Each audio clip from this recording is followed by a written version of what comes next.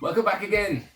It's my last video from my recent haul about a mad shopping spree I went on now. Early Black Friday sales, couldn't resist. Now, I'm not saying I'm the biggest Lord of the Rings fan in the world, but I couldn't resist him. It's a little Schmeagol toy, or a Gollum, whatever you want to call him.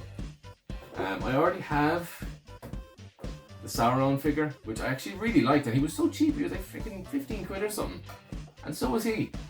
So less than 20 euros and you're getting like a decent size model in terms of height wise for really, really cheap. I don't know if they're made for kids or what. They don't usually get boxed like this unless they are, but Bendyfigs, they don't make many toys. I made sure to look up when I spotted this lad for 15 quid. I was like, what else are they selling? Because I need to know about it. But this is it. They only have like a couple of, you see them in the back of the box. Backwards, but there you go. Gollum, Frodo. This is series 1. I don't think they actually got on to making a series 2. This is 2020. Maybe the COVID messed it up for them or something. Well, keep an eye out on Bendyfigs. Dirt cheap figures, and they're pretty good quality, at least based on Sauron. He's not huge now. Look, you can see him in my hand. He's like next to a PlayStation controller. He's about the height of a DualSense controller. And Gollum's the same.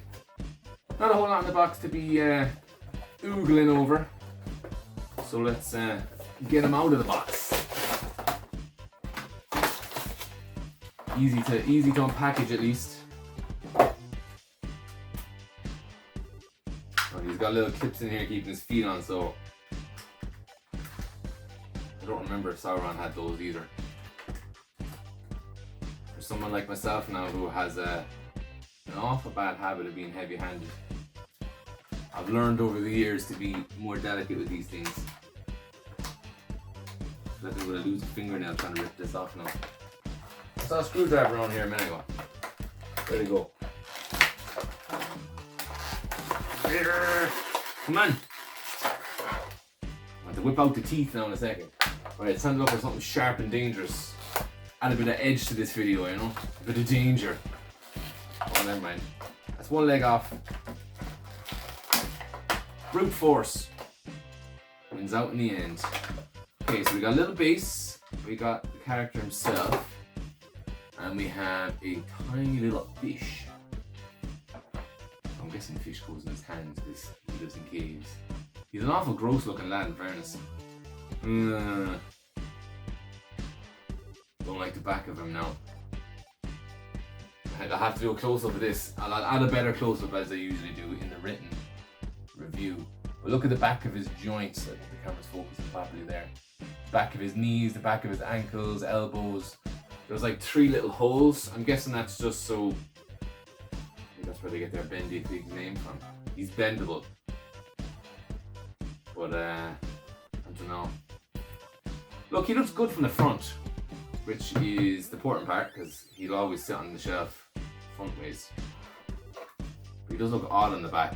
I know the video is not doing it justice, so I would suggest if you really want to consider buying him and them little holes are a turn off, I'll post a sharper picture in the written review that I'll publish on the website along with this, and I'll have a link in the description.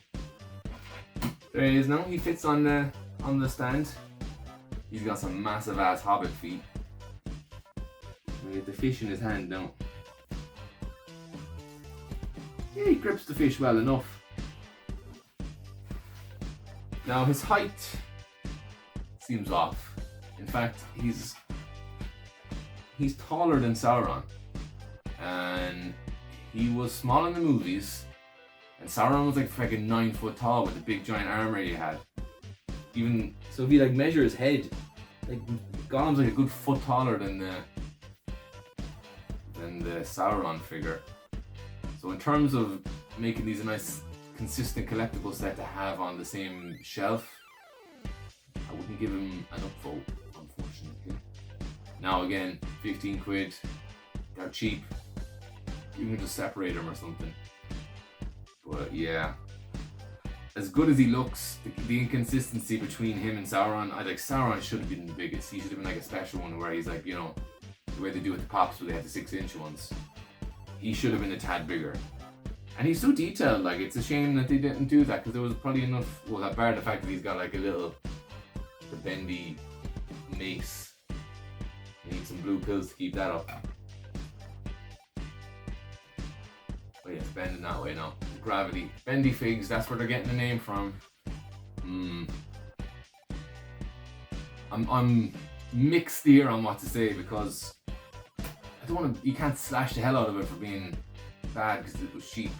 Like it's not like I paid 70 quid for this little fella, or 30 or 40 quid, 15. But I will say you get what you pay for. Now if you're just looking to fill out your shelves, just getting started with the all collectibles, and you love Lord of the Rings, they're not bad to have. But again, I think for me personally, the inconsistency in their heights is something that's really gonna throw me off. He's a good bit bigger than the PlayStation controller. They're a good size anyway, you're getting good value for money. But yeah, judge for yourself whether you think the size is a problem, and make sure you check out the close-up picture of his little weird holes in the backs of his joints to see if that's a killer for you or not. Let's see if Sauron has them. Sauron actually has them too. I'm not looking up his skirt, I promise. But yeah, he does have them, but he doesn't. His joints don't move quite as much, and because he's black, the darkness of the holes kind of just blends into his armor, because his armor's kind of got lots of little dents and dings on it and stuff, so the holes are less obvious. Whereas with Gollum, they really stand out like a sore thumb. Anyway, there you go. The Bendyfigs Gollum toy. Get it on Amazon for pretty cheap. I'll give it some time to put a score on it, but yeah, you know what I think. Hope you enjoyed.